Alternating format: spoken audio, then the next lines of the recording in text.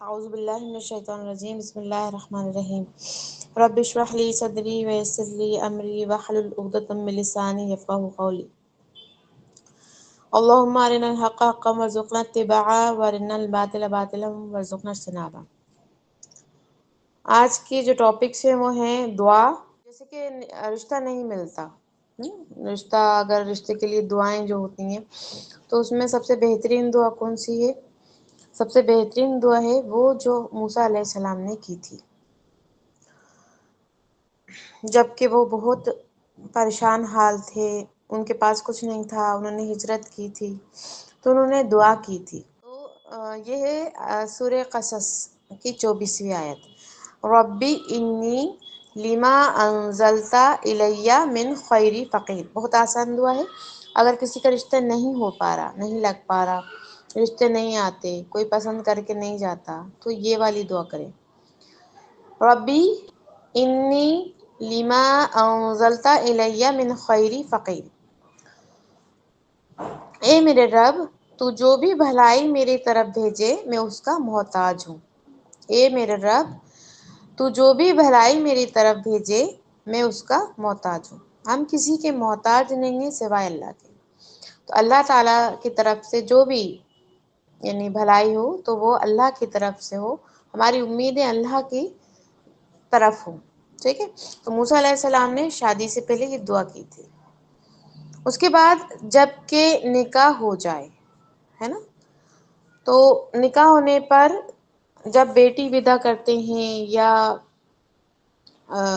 جو مہمان آتے ہیں تو وہ کیا دعا دیں جوڑے کو، تو وہ جوڑے کو دعا الحمدللہ بتائی گئی ہے۔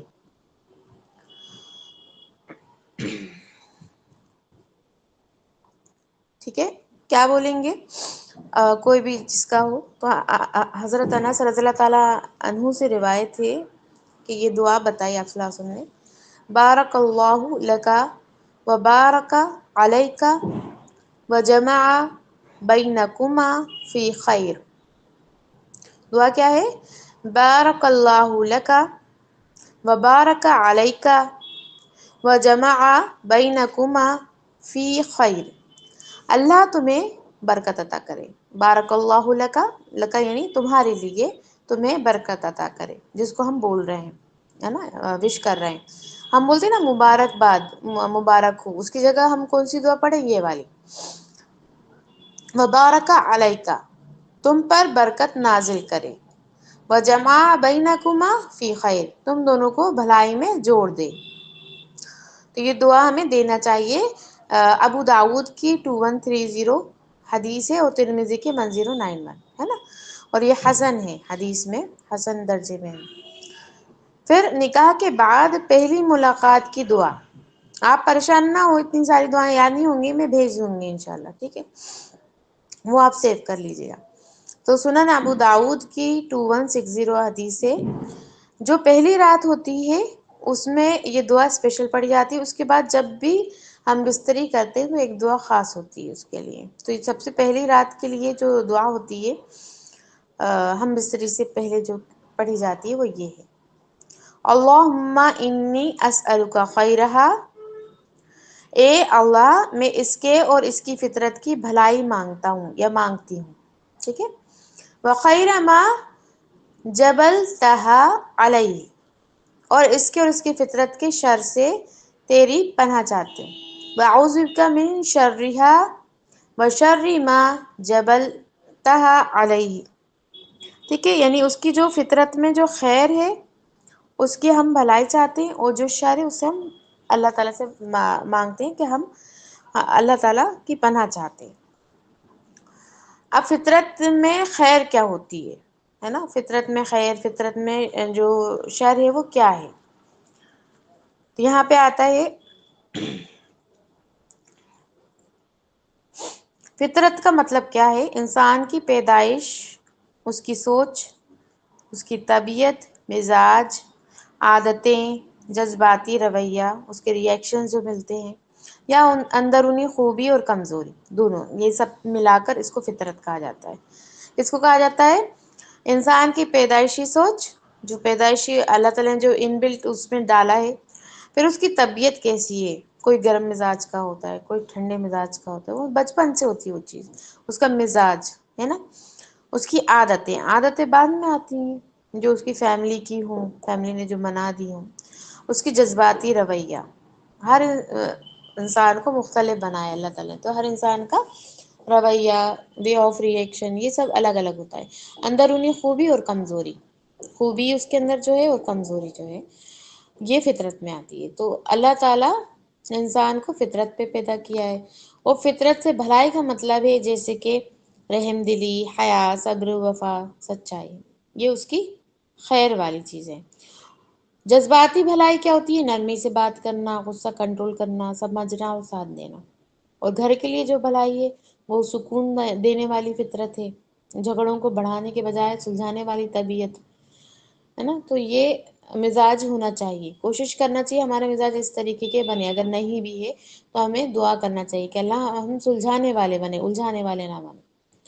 پھر فطرت کا شر کا مطلب کیا ہے؟ اندرونی کمزوریاں، مان لو ویکنیس ہے، کسی سے نہیں بنتا کام، اس پہ بوجھ لاد دیا جا رہا ہے، تو ہر انسان کا الگ الگ یعنی اس کے مزاج، اس کی جو خوبی ہوتی ہے، اس کی جو طاقت، کیپیسٹی، یہ ساری چیزیں اس کی جو ہے یا تو خوبی بن جاتی ہے، کمزوری بن جاتی ہے، یا زیادہ غصہ آنا، ضد کرنا، شک کرنا، جلن، یہ تیز زبان، یہ سب کیا ہے؟ یہ فطرت کا شر ہے۔ جذباتی نقصان کیا ہے؟ بات بات پر ہرٹ کرنا، ایموشنل نگلیکٹ کرنا یا بے حسی، رویہ جو رشتے توڑتے ہیں، بے اعتباری، ٹونٹس کرنا، کنٹرول کرنا کسی کو، تو یہ سب کیا ہے؟ یہ شر ہے۔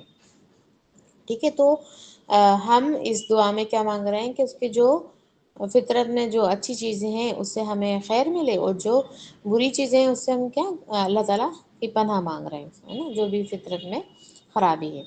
اس کے بعد آگے آتا ہے جو دعا ہے،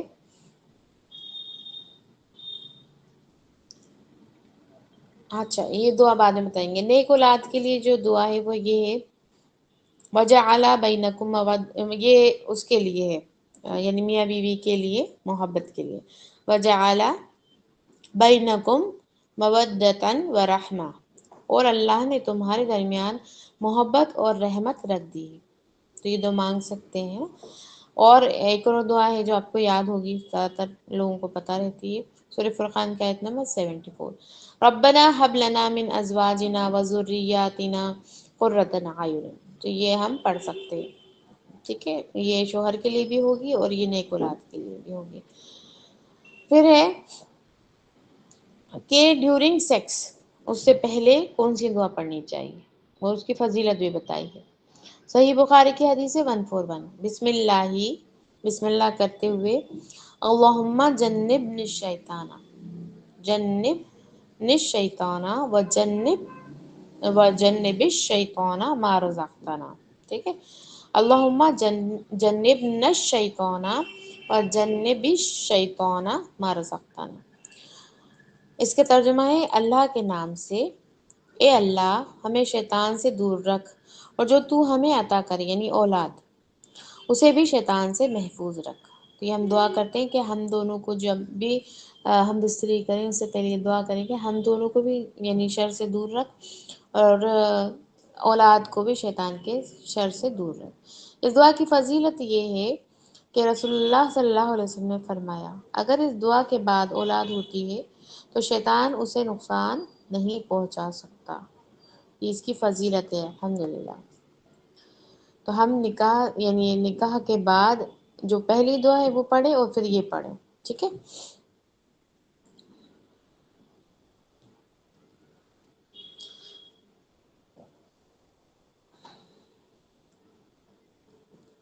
اب آتے ہیں کہ اولاد کی یعنی کوئی بھی کام جیسے غصہ آئے تو کیا کریں؟ اعوذ باللہ پڑھ لیں، اعوذ باللہ من الشیطان الرجیم، یہ پڑھنا چاہیے۔ تو غصے کے وقت میں یہ دعا پڑھیں، ٹھیک ہے، جو کہ ہمیں آتی ہے الحمدللہ۔ پھر ہے دنیا کی بھلائی کے لیے، ربنا آتنا فی الدنیا حسنۃ وفی الآخرۃ حسنۃ وقنا عذاب النار، یہ آپ پڑھ سکتے ہیں۔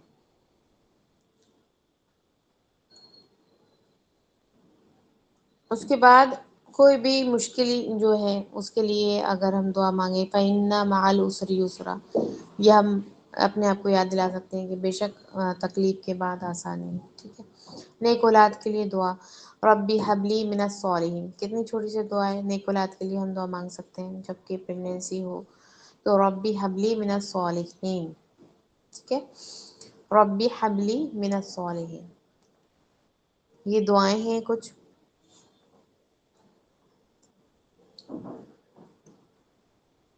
تو پہلی دو جو ہم نے آپ کو بتائی وہ ہے ربی انی لما انزلت الی من خیر فقیر، اور اس کے بعد یہ بتایا کہ غصے کی حالت میں کیا پڑھنا ہے، اعوذ باللہ من الشیطان الرجیم بسم اللہ الرحمن الرحیم. اور ہم مصری سے پہلے اللہم بسم اللہ پڑھیں گے، بسم اللہ اللہم جنبنی الشیطان جنبنا الشیطان وجنب الشیطان ما رزقتنا فی. ٹھیک ہے.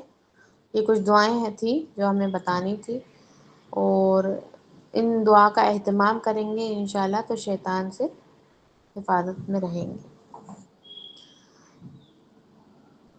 رشتے کی بھی دعا بتا دی. ٹھیک ہے. پھر ہے